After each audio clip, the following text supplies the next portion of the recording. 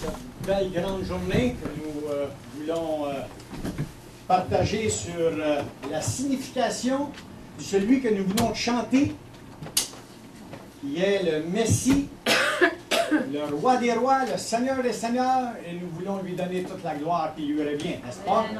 Ce matin, nous voulons regarder.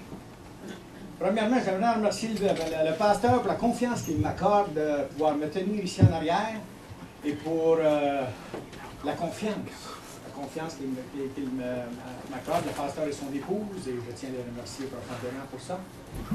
Et je vois que sur ce que j'ai préparé, sur la signification de Noël, que c'est une fête qui dérange beaucoup de monde.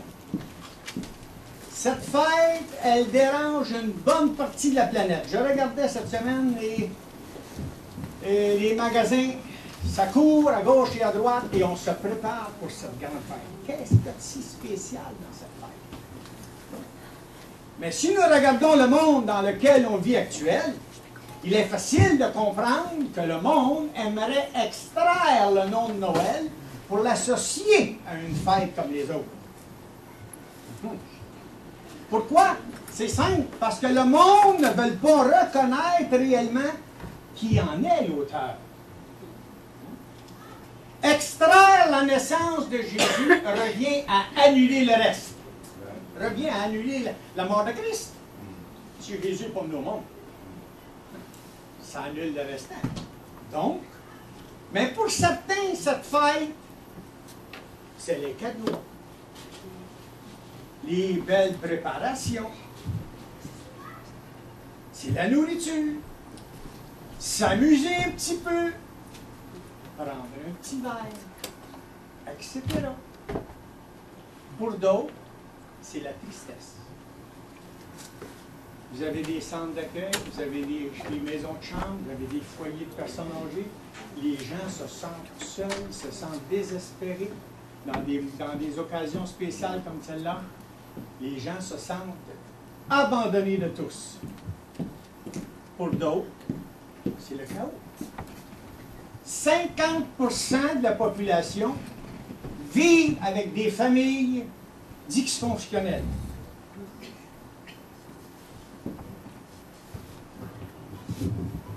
Est-ce que vous me comprenez bien? 50% des familles vivent dans des situations. Un frère, une soeur se parle pas, on ne parle pas notre mère, on ne parle pas ça, on ne parle pas ça. Il y a des mères monoparentales, 3 enfants avec 3 pères différents. C'est ce que nous voyons. C'est une réalité. Je m'imagine, je m'arrête à réfléchir. Le jour où le père se présente dans la porte le matin pour aller chercher, puis il se rend compte, les 2, les 3, ce qui se passe réellement dans le cœur de ces gens. Pour moi, ça me...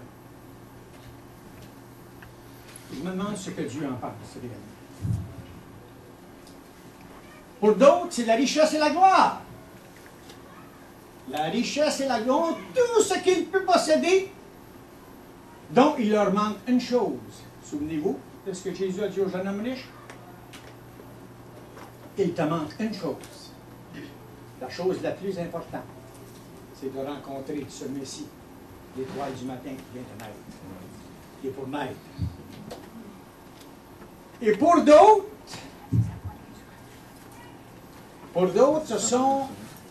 ils ont une petite pensée.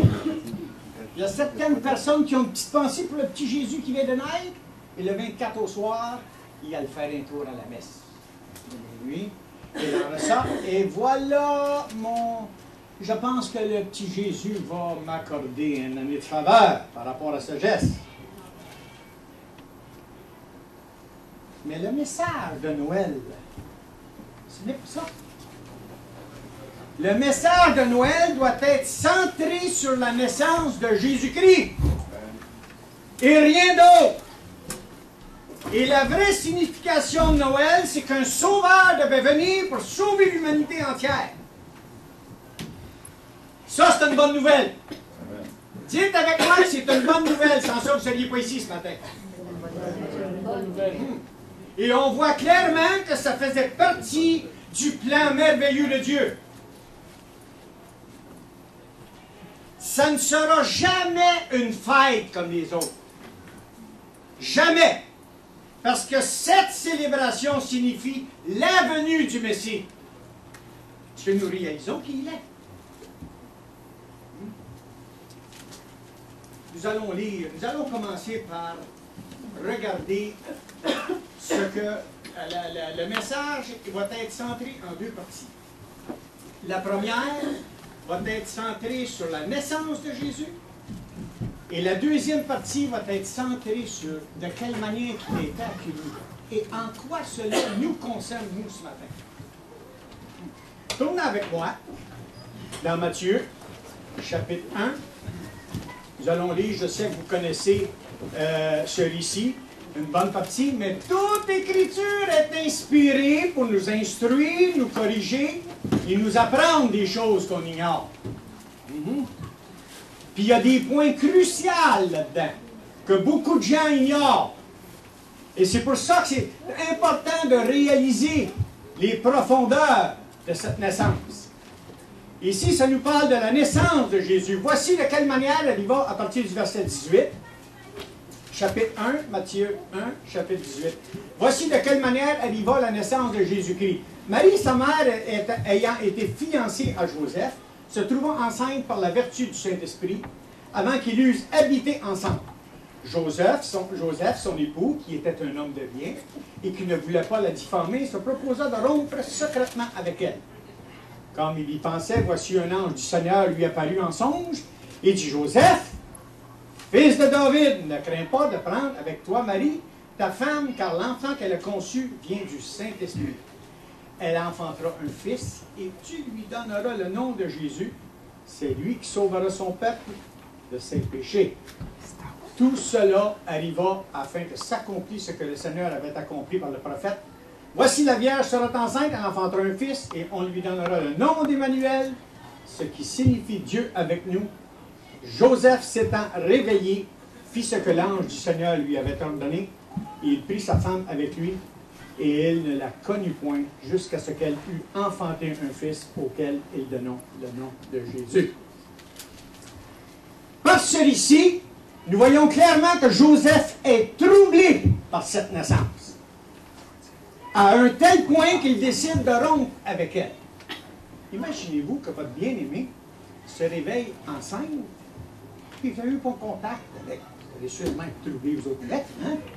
Et c'est ce qui est arrivé à Joseph, mais Marie ne pouvait pas lui expliquer cet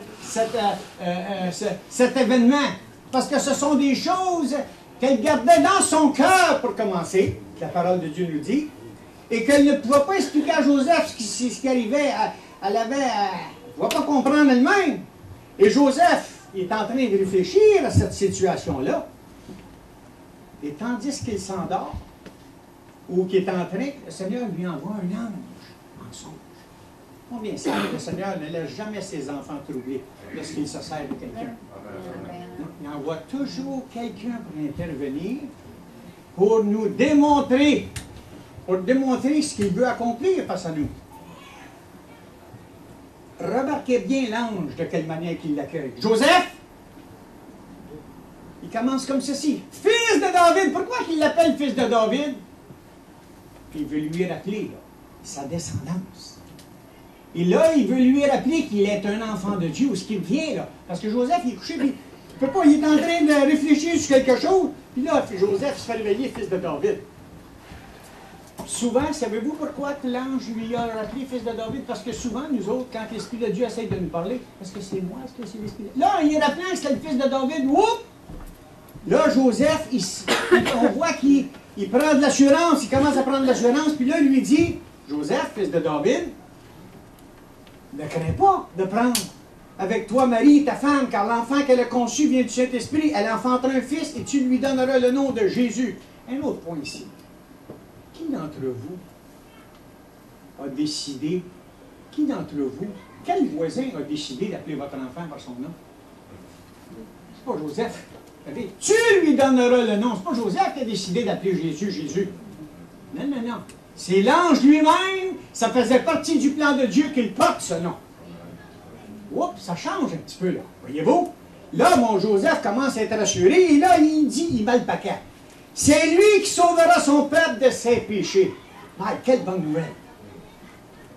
Quelle bonne nouvelle! Tout cela arriva afin que s'accomplisse ce que le Seigneur avait annoncé par le prophète. Une chose que nous devons comprendre, c'est que Jésus est au monde aussi, pas comme vous et moi. Cette naissance, elle est unique. Jésus est né sans père humain. Joseph n'était pas son père. Donc, ce que ça fait de cette naissance, c'est que cette naissance est venue d'une façon miraculeuse.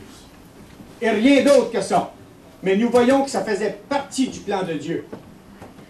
Et là, nous voyons qu'il y a eu une prophétie au travers de ça qui vient appuyer ça 730 ans avant que Jésus vienne sur la terre.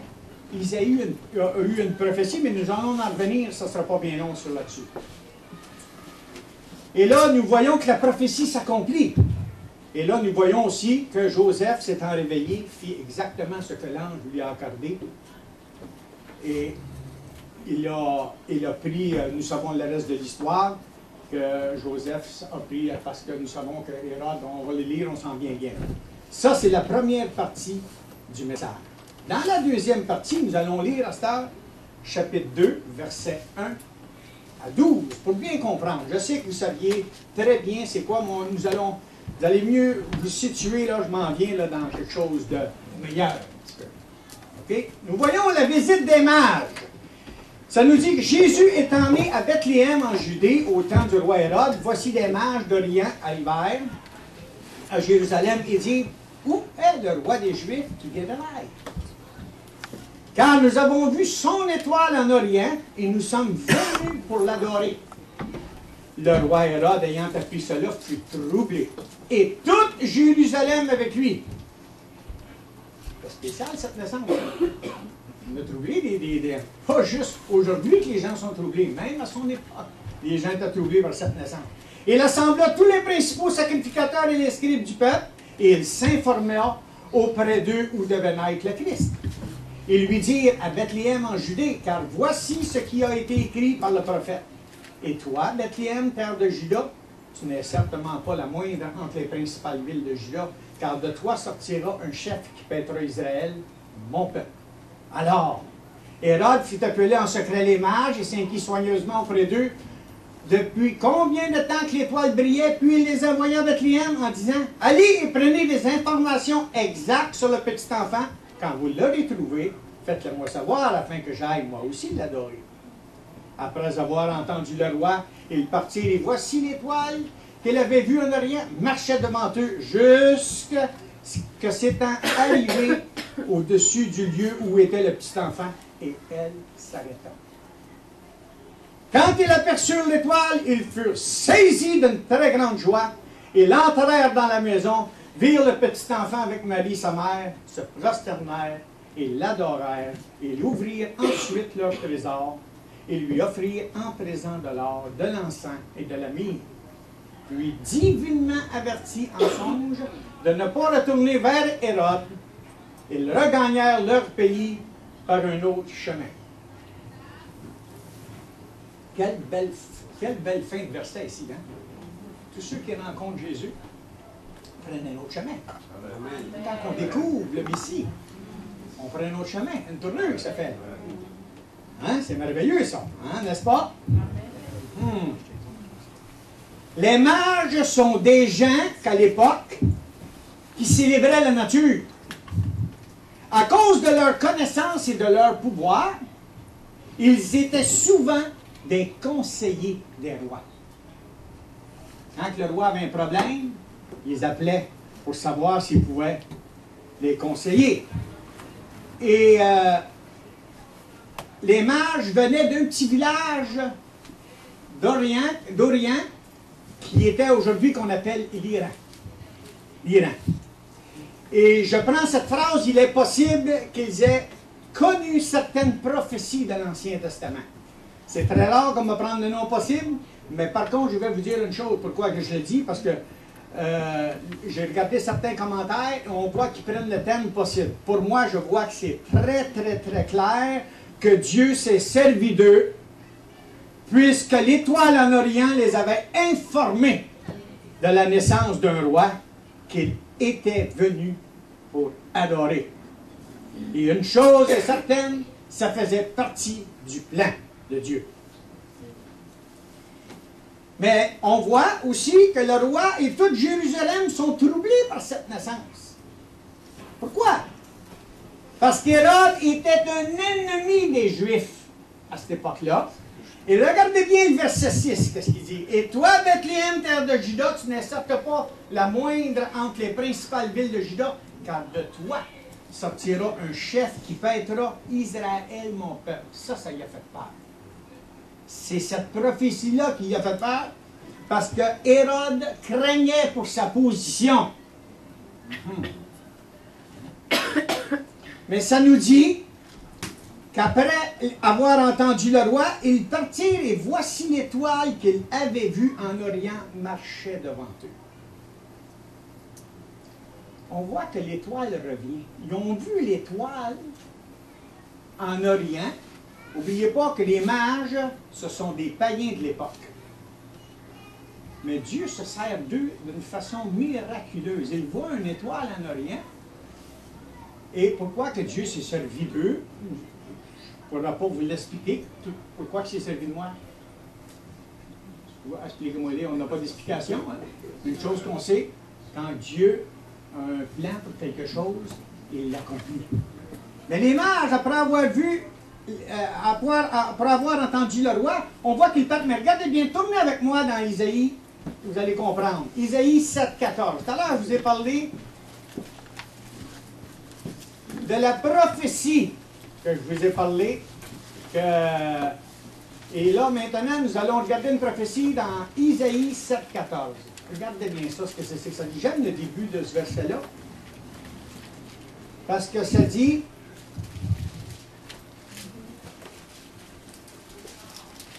Oh, 7, 14. C'est pourquoi le Seigneur lui-même vous donnera un signe. Quel est le signe? Quel est le signe? Regardez, ça dit, c'est pourquoi le Seigneur lui-même vous donnera un signe. Voici la jeune fille deviendra enceinte, elle enfantera un fils. De qui il parlait? Il parlait de la naissance de Jésus et les mages ont vu une étoile. C'est quoi l'étoile? C'est lui le signe qu'il doit suivre. Qu'il doit suivre. Comprenez-vous? Ça c'est le signe. C'est pourquoi le Seigneur lui-même vous donnera un signe. Puisque la prophétie dit à un signal donné qu'ils doivent suivre cette étoile. Et nous voyons par après que l'étoile revient après qu'ils ont parlé avec le roi et qu'elle va et ils doivent suivre. Et je m'imagine que quand ils sont partis d'Orient, ils se sont en allés à Jérusalem. Et là, rendus à Jérusalem, ils se sont informés où était le roi des Juifs. Et là, ils lui ont dit que c'était à Bethléem qu'il était. Et là, c'est pour ça qu'ils repartent après avoir entendu parler le roi. Ils partent et puis ils suivent l'étoile. Puis là, on voit que l'étoile s'arrête exactement où est l'enfant. Il y a eu beaucoup de commentaires sur cette phrase. Mais tout ce que c'est que j'en ai conclu, c'est que le fait est si inhabituel que la seule explication que j'ai trouvée, c'est que c'est miraculeux. C'est que c'est miraculeux. Comment est-ce que c'est qu'ils sont partis à la place que c'est combien de kilomètres, combien de jours? Je ne peux pas vous le dire exactement, mais une chose que je peux vous dire, c'est qu'ils ont suivi l'étoile. Je sais que ça a pris un bon temps. Il est impossible que, premièrement, vous rentrez dans une place. Quelle est la maison où est l'enfant?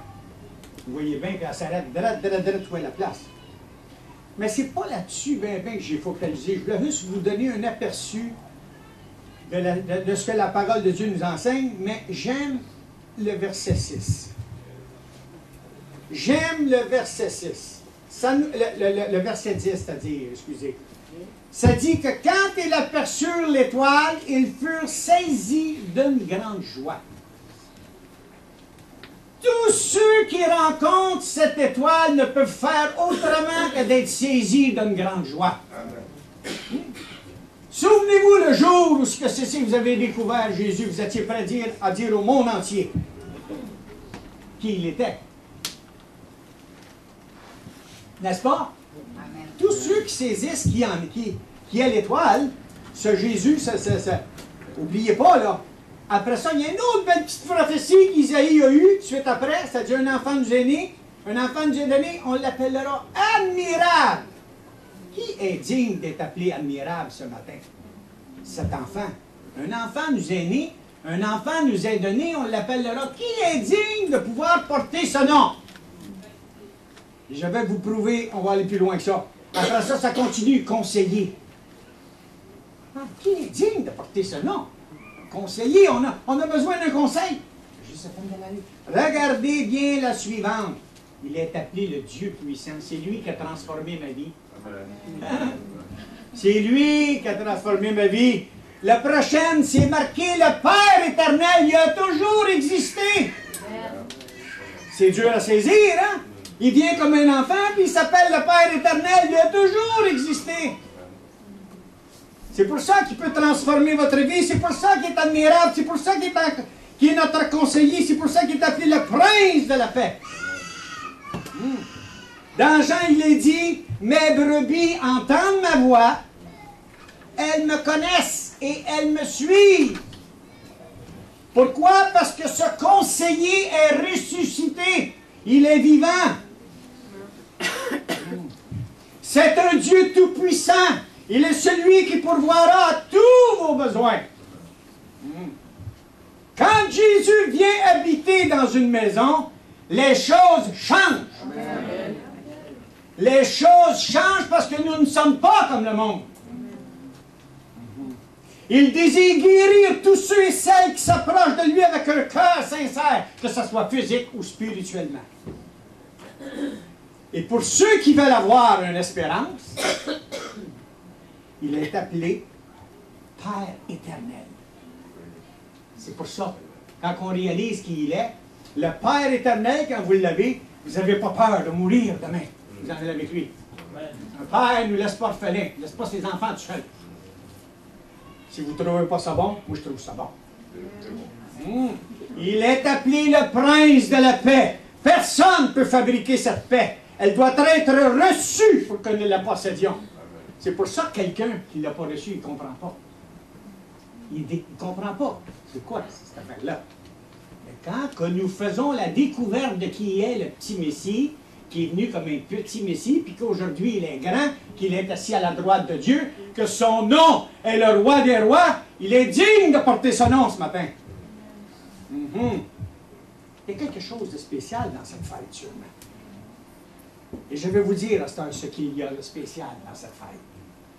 De quelle manière que les mages, quand ils ont rentré dans la maison, se sont présentés. De quelle manière que les mages, quand ils ont rentré, la première chose qu'ils ont fait, si vous remarquez, ils n'ont pas dit « Bonjour Marie ». Joseph, ça n'en parle pas. Ça dit qu'ils se prosternèrent et l'adorèrent. Se prosternèrent et l'adorèrent. Tous ceux qui voient Jésus ne peuvent pas faire autrement que de se prosterner devant lui et l'adorer. À cette heure, en cette occasion spéciale, nous, les enfants de Dieu, je sais que Noël, c'est tous les jours de notre vie. Amen. Mais on ne peut pas exclure le jour où il est né parce que la Bible nous en parle clairement. Donc, il y a eu un jour, exactement comme quand nous prenons, vous me fêtez, vous me dites que je suis une personne spéciale. À plus forte raison. À plus forte raison que je dois prendre un temps. Mais de quelle manière que je dois prendre le temps pour concevoir cette journée-là? Je vais vous le dire. Je vais vous le dire. Le matin, quand on se lève, on devrait prendre un temps. Réaliser la venue de notre Sauveur. Les raisons. Il est venu parce que Dieu avait un plan pour venir me chercher, moi qui étais perdu. Wow! La fête, elle va tourner, là, c'est plus la même chose, là. Et après ça, quand vous offrez un petit cadeau à vos bien-aimés, en lui offrant, partagez avec lui. Je ne parle pas des adultes, je m'en viens, mais je parle des enfants. Quand vous partagez quelque chose aux enfants, semez quelque chose face à cette venue pour qu'elle puisse être, qu'il y ait une continualité, de réaliser l'importance de cette venue. Et pour nous, les adultes, on devrait prendre un petit temps et dire, Seigneur, aujourd'hui, je m'en vais dans ma famille. Ce sont des gens qui sont troublés. Ils ont des problèmes par-dessus problèmes. Et je sais que c'est toi qui as la solution. Peux-tu mettre un garde dans ma bouche pour pas que je participe à la niaiserie? Peux-tu me préserver de ce que c'est qui les a détruits, la boisson, ce que c'est, la drogue, tout ce que c'est que vous voulez? Et Seigneur, peux-tu mettre quelque chose dans ma bouche que je puisse les bénir? Que je puisse leur dire que tu es le prince de la paix? De ce que tu as fait avec un être ignoble comme moi, que tu as transformé, que tu as fait une nouvelle créature. Voilà le but et l'importance de cette fête. Sinon, si vous faites comme les autres, vous avez raison, vous allez m'aider. Quand je prends la Sainte Seine, je n'ai pas de date qui est écrite. Ça me dit de le faire en mémoire de ce qu'il a fait comme sacrifice. Et à tous les ans, quand la naissance de Jésus elle revient, nous devons prendre connaissance de ce jour spécial pour pouvoir se rappeler, se remémorer. Les choses de Dieu, c'est toujours pour se remémorer de ce qu'il a fait pour nous. C'est ça, c'est ce qui fait de cette fête spéciale. Et ce matin, en terminant, nous sommes rassemblés dans le but de nous réjouir parce que celui qui était déjà là avait un plan pour l'humanité et son plan était magnifique et il l'a mis en exécution. Ce plan a été mis en exécution, c'est pour ça que ce matin nous sommes ici. Et voilà la vraie signification de Noël, de ce que c'est ce que j'avais à cœur de vous préparer. Que Dieu vous bénisse abondamment.